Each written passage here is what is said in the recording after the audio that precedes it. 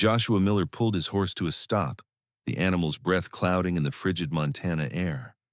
The first heavy snow of 1885 was falling fast, coating his shoulders and hat in white as he sat motionless, watching the small cabin through its frost-rimmed window. Inside, a woman and two children huddled around a rough table, a single candle casting their shadows large against the wall. They were dividing what looked to be scraps from someone else's meal. His gloved hands tightened on the reins as the small boy, couldn't be more than 6, pushed his meager portion toward his sister. Something tightened in Joshua's chest. 3 years a widower had left him well acquainted with an empty table, with the hollow sound of one plate, one cup, but children shouldn't know hunger. He dismounted, boots crunching through fresh snow, through gaps in the warped boards. He could see the cabin offered little protection against the coming winter. The roof sagged dangerously, patched in places with what looked like pieces of crate wood. His knock startled them. The woman came to the door, thin fingers gripping the frame as if for support. Her face was drawn but dignified, eyes wary as she positioned herself to shield the children behind her skirts. "Mrs. Bennett," he said, removing his hat. "Mr. Yarmiller." Her voice revealed surprise that he knew her name. He looked past her to the children's hollow cheeks, to the nearly empty cupboard visible beyond. Then up at the ceiling, where snow drifted through gaps onto the dirt floor. "Get your things," Joshua said, his voice rough from disuse. "You're coming home. Winter's setting in proper, and this cabin won't hold." Sarah Bennett's face showed the battle between pride and maternal desperation. Her daughter coughed softly behind her, and whatever argument she might have made died unspoken. "We have little to bring," she said finally, giving him a single tight nod. "Then it won't take long," Joshua replied, stepping inside to help. The blizzard worsened as they left town, wind driving the snow horizontal across the trail. Sarah sat beside Joshua on the wagon bench, her children huddled under buffalo robes in the back. Their few possessions: a trunk, a rocking chair with broken spindles, and some worn quilts secured beside them.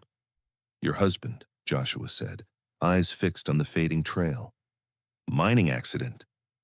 "Yes," Sarah pulled her threadbare coat tighter. "A year ago come spring. Left debts I couldn't pay." Joshua nodded, understanding both what she said and didn't say. "Pine Creek took care of its own unless rumors started, unless someone fell from grace. And you lost your wife." She ventured after another mile passed in silence. 3 winters passed. Childbirth, each word fell like stone. Lost them both. Before Sarah could respond, a sickening crack cut through the wind's howl. The right front wheel splintered as it dropped into a snow-covered washout. The wagon listed dangerously. Joshua jumped down, assessing the damage with a glance. "Wheel's gone. We're still 2 miles out." He looked at the rapidly disappearing trail, then at the darkening sky. "We walk from here." He lifted Thomas from the wagon, wrapping him in one of the buffalo robes. Sarah gathered Emma in similar fashion. The girl's face was flushed with cold, eyes drooping with exhaustion. "Hold tight to my neck, boy," Joshua told Thomas, settling him against his shoulder. "We've got some ground to cover." They trudged through deepening snow, following the barely visible fence line marking Joshua's property. By the time his ranch house appeared through the swirling white, Sarah's legs were numb, her arms aching from carrying Emma. The house stood solid against the storm, 2 stories of sturdy timber with a wide porch. Inside was clean but sparse. No decorations softened the practical furniture. No pictures hung on the walls. The hearth was cold, like no one had been home for days. Joshua busied himself with the fire, while Sarah settled the children close to the growing warmth. "Why?" she asked simply. When the children had drifted to sleep, Joshua continued arranging logs in the hearth, not meeting her eyes. "This isn't charity," he said finally. "This is what neighbors do. Anyone with sense would do the same." Sarah nodded, though he wasn't looking. Her gaze traveled around the room, landing on a woman's shawl still hanging on a peg near the door, as if its owner had just stepped out and might return any moment. Sarah couldn't sleep. The children lay peacefully by the hearth, but her mind raced with the day's sudden turn. Past midnight. She ventured to the kitchen for water and found Joshua sitting alone at the table, a small lamp burning low. He turned something in his fingers, a gold wedding band, different from the one he wore. He looked up at her approach but didn't hide it. "Rebecca's," he offered quietly. "I keep meaning to put it away," Sarah nodded, understanding the power of such objects. "I still have Michael's watch," she admitted. "Doesn't work anymore." A simple confession, but it opened a door between them. Words came easier then, how his wife died, bringing their son into the world, neither surviving the night. How her husband's death revealed mining investments that left her destitute and whispered about. "The town turned quickly," she said, tracing patterns on the wooden tabletop. "Yesterday's neighbors become strangers when there's scandal attached." Joshua's reply was interrupted by heavy pounding at the door. Both startled. Then Joshua rose, motioning for her to stay seated. Mr. Daniels stood on the porch, snow coating his heavy coat, his face tight with displeasure. "Miller," he said curtly. "Word travels fast." "Taking in the Bennett woman. Bringing neighbors through a storm," Joshua corrected, not inviting him inside. "You know what they say about her husband's dealings, about her part in it." Daniels lowered his voice, though not enough to prevent Sarah from hearing. "The Wallace brothers are reconsidering their cattle contract with you. Tompkins, too." "Is that so?" Joshua's voice remained level. "Just warning you, as a friend. Harboring the disgraced Bennett woman has consequences." Joshua stood straighter. "Then they can take their business elsewhere. Good night, Mr. Daniels." He closed the door firmly and turned to find Sarah watching him, her expression questioning the cost of his choice. "I make my own judgments," he said simply. "Always have." Sarah studied his face, realizing that this quiet, solitary man had just placed himself between her family and the town's judgment at considerable cost. Days melted together, marked by routine rather than calendar. Joshua showed Thomas how to feed the horses each morning, patiently demonstrating how to approach from the front. Speak softly, offer the feed flat-palmed. The boy's small hands trembled with cold but remained determined. "My daddy had a mule," Thomas told him one morning, his breath clouding. "Not horses." "Mules are smarter than horses," Joshua replied, surprising himself with the conversation. "Harder workers, too," Thomas considered this. "Then why do you have horses?" "Sometimes we choose things for how they make us feel, not just what they can do." Joshua surprised himself again. He couldn't remember the last time he'd spoken so many words together. Inside, Sarah had established order in his long-neglected home. Meals appeared at regular times. The floors were swept, windows shone. Emma followed her mother like a shadow, learning each task with solemn attention. One afternoon, Joshua found Sarah examining the broken spindles of her rocking chair. "I can fix that," he offered, running a hand along the damaged wood. "You're a carpenter?" she asked. "Just handy with tools." He carried the chair to his workshop attached to the barn. Emma trailed after them, watching intently as he selected wood for new spindles. "My daddy made this chair," she told him as he worked. "Can you make it remember him still?" Joshua paused, considering. "Yes," he said finally. "We'll keep the arms he carved, just replace what's broken." When supplies ran low, they made their first journey to town together. The children sat between them on the wagon bench, their presence a buffer against what waited in Pine Creek. Whispers followed them down the street. Women gathered in doorways, conversation stopping as they passed. Men nodded curtly to Joshua, but looked through Sarah as if she were invisible. At the general store, Frank Williams stepped from behind the counter, blocking their way. "Joshua," he said stiffly, "perhaps Mrs. Bennett would be more comfortable waiting outside while you conduct your business." Joshua's jaw tightened. "You've known me 15 years, Frank." The words came quiet but firm. "Never known me to leave family waiting in the cold." The word family hung in the air between them. Frank hesitated, then stepped aside. That evening, returning to the ranch, Joshua noticed Sarah had reorganized his kitchen cupboards. The plates and cups he'd kept haphazardly were now neatly arranged, some of her own things integrated with his. He paused, studying the change, then left it unchanged. Something about their mingled possessions felt right. Late January brought unexpected warmth, melting snow into rushing streams. Joshua woke at dawn to find Sarah already outside, digging trenches to redirect the rising creek water threatening the eastern pasture. He pulled on his boots and coat, joining her without comment. They worked side by side, the labor connecting them more than words. When the children joined them after breakfast, they became a chain. Joshua digging, Sarah clearing debris, Emma carrying small rocks for a diversion wall, Thomas fetching tools. They worked through morning into afternoon, finding an unspoken rhythm. When Thomas slipped in mud and sat looking shocked, Joshua surprised himself by laughing a genuine sound he barely recognized as his own. Later, water safely diverted. They sat exhausted on the porch steps. Sarah's hands were raw and blistered. Without thinking, Joshua took them in his, examining the damage. "You didn't have to work yourself bloody," he said. "It's your home." She didn't withdraw her hands. "I don't take shelter without earning my place." That night, with children asleep, Joshua sat by the fire carving a small wooden horse. He'd started it days ago, working in moments of quiet. The sound of Sarah's approach made him glance up. "For Thomas?" she asked, settling nearby with mending. Joshua nodded, knife moving in sure strokes along the wood. "Boy needs something of his own." They sat in companionable silence until Sarah spoke again. "I don't know how to accept help without shame," she admitted, eyes on her work rather than him. Joshua set down his carving. "Then don't call it help," he said finally. "Call it starting over. We both need that." Her eyes met his, understanding passing between them. Outside, snow began again, softer now.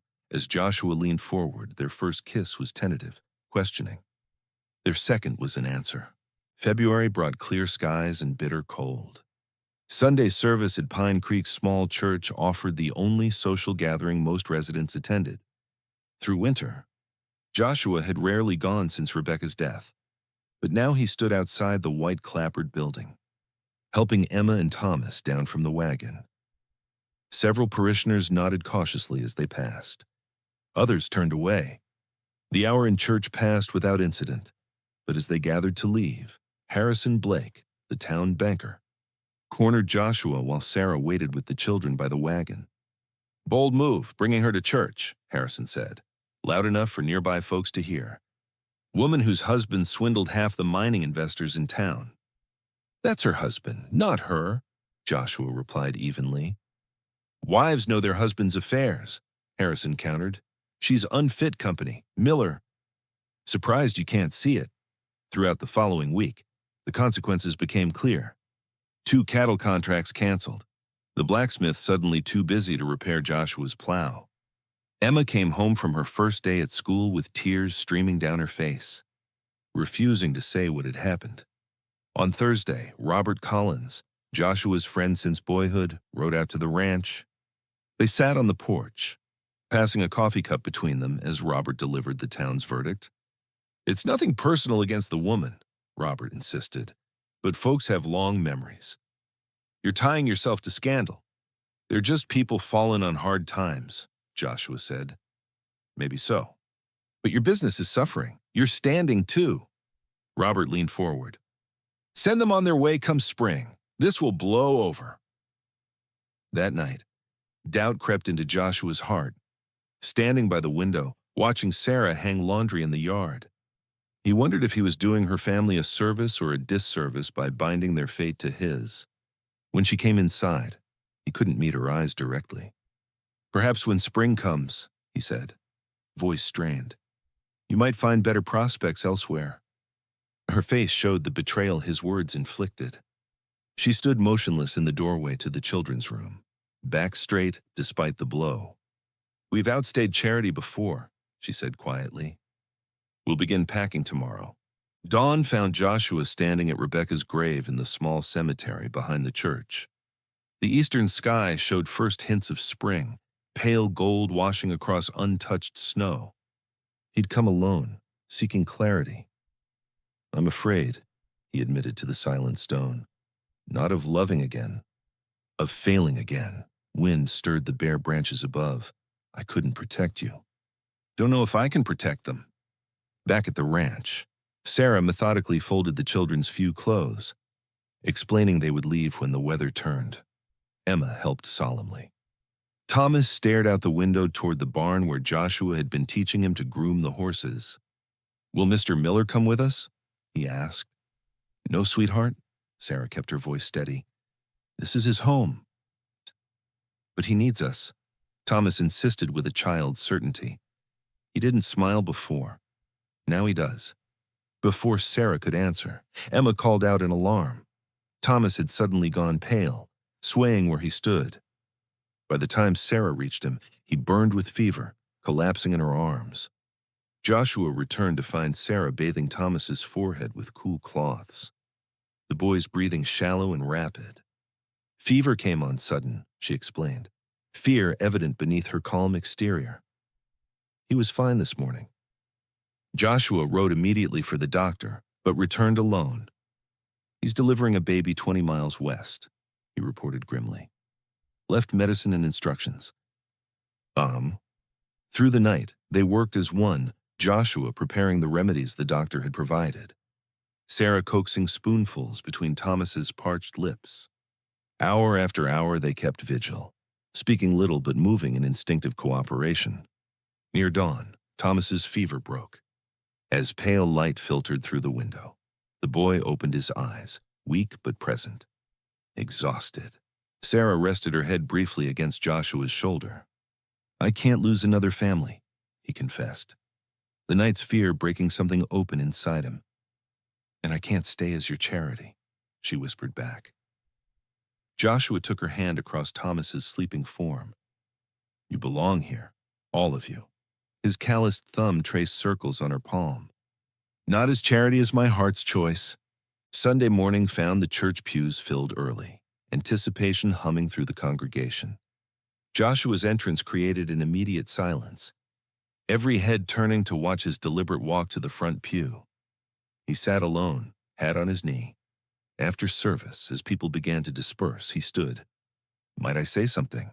The minister nodded, curiosity evident. "I've sat quiet while this town judged Sarah Bennett," Joshua began, voice carrying to the back pews. "Judged her children too. Denied them basic Christian charity." Several people shifted uncomfortably. "You call yourselves godly while children go hungry." His question hung in the air. "Judge her, judge me first for every mistake I've made. And there are plenty." He looked around the silent church. Her husband's failings aren't hers. But my failings are mine if I stand by while good people suffer. He settled his hat on his head. "You're welcome at my table any time. Whether I'm welcome at yours doesn't much concern me anymore." He returned to the ranch to find Harrison Blake's buggy in the yard. Inside, the banker stood with papers spread before Sarah at the kitchen table. "Miller," Harrison acknowledged coldly, explaining to Mrs. Bennett that her husband's debts still stand. "The mining company is preparing to place liens." "Those debts are settled," Joshua interrupted. Sarah's head snapped up. But Joshua reached into his coat, removing a folded document. "Paid them 2 days ago, full amount." "You had no right," Sarah began, rising. "Not charity," he said firmly. "Investment." He placed another document beside the first, a deed with both their names. "Partnership in the ranch. Equal shares." He looked directly at Harrison. "Unless there's other business, Mr. Blake." The banker gathered his papers stiffly. "This changes nothing about how the town sees her." "L'État, then the town needs spectacles," Joshua replied, showing him to the door. When they were alone, Sarah touched the deed with trembling fingers. "Why would you do this?" "Because a person needs solid ground to stand on," he answered. "And I need a partner more than hired help." Sarah studied his face, seeing truth there. "Not for myself," she said finally, "but for the home our children deserve." Her emphasis on our sealed something between them. Our children, Joshua. April transformed the land. Wildflowers appeared in vibrant clusters across the greening pastures. The ranch house expansion that Joshua had begun now neared completion. 2 new bedrooms and an enlarged kitchen. The sound of hammers a constant rhythm. Sarah looked up from her garden to see several wagons approaching. She tensed until recognizing the minister's wife leading the procession. The women brought food and quilts. The men carried tools, ready to help with the building. It wasn't the entire town, but it was a beginning. "Pastor spoke strong words last Sunday," the minister's wife explained. Hands busy arranging food on the outdoor table Joshua had built. About community and second chances. By afternoon, the house addition gained walls and a roof, many hands making quick work. Children played in the yard, Emma and Thomas no longer isolated. Sarah caught Joshua watching her across the bustle, his eyes asking a question. She nodded, understanding without words. 1 week later, they stood together in their newly completed home. A simple ceremony, witnessed by the children and those neighbors who had extended friendship. Thomas proudly gave away his mother, standing straight-backed beside her until Joshua took her hand. Emma scattered wildflowers along the floorboards. "Love after loss isn't betrayal of what was," the minister told them. "It's testament to the heart's capacity for renewal." As evening approached, the last guests departed. The 4 of them, now properly a family, stood in the doorway of their home, looking out at land turned golden by sunset. "It feels like we've been building this home my whole life without knowing it," Sarah said. Emma leaning sleepily against her side. Joshua, Thomas half asleep in his arms, looked around at the walls they'd raised together. "Some things take the hard way to be built right." Yeah, as dusk deepened toward night, they settled the children into their new rooms. Later, alone together, Joshua removed his old wedding band. He placed it carefully in a small carved box on their dresser, not forgotten, but no longer a barrier between past and future. Sarah covered his hand with hers as he closed the lid. Together they crossed the threshold of their bedroom, closing the door on the coming night. Outside their window, spring wind carried promise across fields that would soon grow green with new life. Inside, a family slept under one roof, sheltered by walls built twice, once with timber, and again with forgiveness, courage, and love that had traveled the hard road home.